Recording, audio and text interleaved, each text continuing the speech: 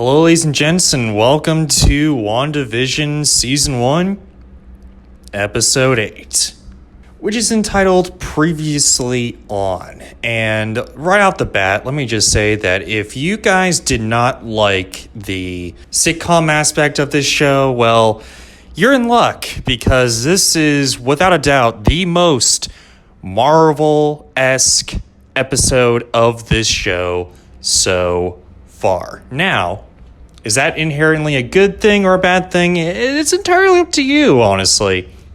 Personally, I enjoyed it to an extent. There's some things that are kind of questionable, and I don't really know. There's some things in this episode that makes it probably the least favorite for me up until this point. And let's start out with the bad, because there's a lot more bad in this episode, personally for me, than any other episode so far, which I already stated. So here we go. Now, I've already stated how much I love the actors and actresses' performances in this show, particularly, Elizabeth Olsen's, Paul Bettany, and Catherine Hahn. They have all been really good up until this point. There is the opening parts of this episode, though, that I really didn't think was all that great, especially with Catherine Hahn's performance. Now, I love Catherine Hahn. I loved her in Parks and Rec and all that. I'll keep on singing her praises. But this episode, though,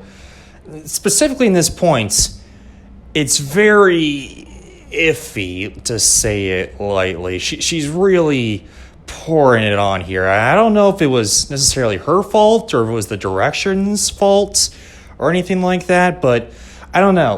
Like in this opening, we see Catherine Hahn's origins, because we know from previous episodes that her name's Agatha Harkness and she is a witch. She's a witch just like Wanda, except she's accumulates other witches' powers, and she wants to do the same thing with Wanda, basically. And we kind of see what happened to her origins, basically, in the Salem witch trials of early America, for the most part. It's not really the Salem witch trials, but it's in Salem, and it's close to 1700s Salem witch trials, the end, all that stuff. But anyway, she's on a stake. She's about to get destroyed with fire and all that, but then she really hams it up with her performance. It honestly took me out of the episode, and I didn't even get started. It was really cheesy, and it was just she's screaming like a tongue. I was oh no, she would never shut up. And I was like, can we just soak in what's going on right now? You're about to die and all that, but you're just going, I'm sick and tired of it. Can you stop, please? But anyway, now we, after that pretty horrendous origins of Agatha Harkness, we see Wanda, and then we kind of go with her and Agatha to Wanda's origins, basically. And we see them completely kind of contradict the comics, with her being, Magneto's daughter and all that, and her being a mutant. She is not Magneto's daughter in this universe at all. Her parents are apparently some randos in the warring nation of Sokovia. And so is Peter, or Pietro, as we like to call him in this universe and all that. So, yeah, basically with the war-torn nation of Sokovia, what kind of helped Wanda kind of relax and kind of mellow out is a lot of sitcoms, a lot of very old sitcoms, which was never said in any of the MCU up until this point. But okay, let's go with it then. But what I've liked about this segment really was the fact that they did implement the Dick Van Dyke Show. We do see the Dick Van Dyke Show being watched. Wanda specifically picks it among all the other ones. Fantastic, good job. You got the Dick Van Dyke reference because it was the first episode of this whole series. Good job, good going. My full support right there. But anyway, then we see her getting just her house getting destroyed and all that. We see a lot of other things going on. We see Wanda kind of developing her powers and all that.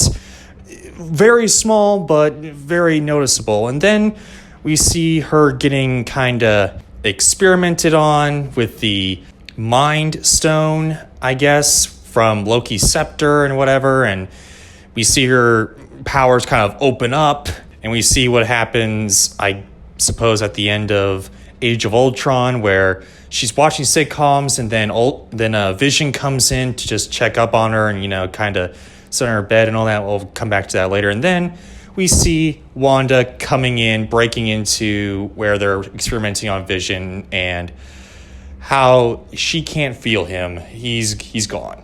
And we see Wanda kind of seeing what Vision left for her, which was a house that he wanted to kind of live with her, kind of outside of the Avengers necessities or whatever. And it's in New Jersey, and it's in Westview, and he's building the house from the ground up, not using any of his powers, but we see the base for this house and all that. And then we see, in fact, how everything transpired, how everything kind of revved up to this moment. Wanda just explodes with all of her emotions and all that. We see all of her powers kind of transforming the house.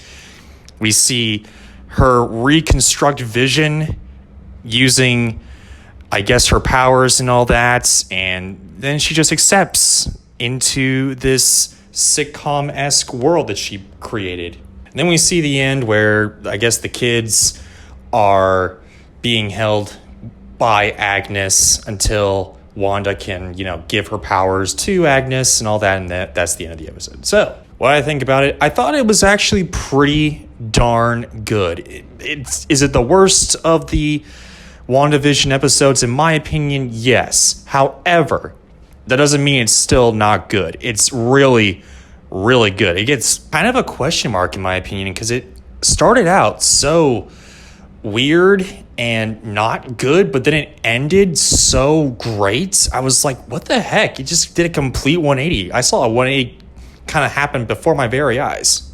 Like, I didn't really like Catherine Hahn's Agnes' origins. It was really, really cheesy and really like, no, this isn't working for me. This is I don't know what's going on here, but this is pretty bad. Pretty bad acting right here. I don't know if it's her fault. I don't know if it's the director's fault, but there's something's kind of a disconnect here, in my opinion. And then there was the whole thing with, like, introducing the sitcom thing, which I was like, okay, I kind of understand that, but there's no connection whatsoever with any of the other Marvel movies. I don't get that. But then we kind of got introduced to Wanda and Vision's actual relationship, and how Wanda keeps on losing everyone she loves and holds most dear. We see how she lost her parents. We saw how she eventually lost her brother, which there's another question kind of pointing out at me.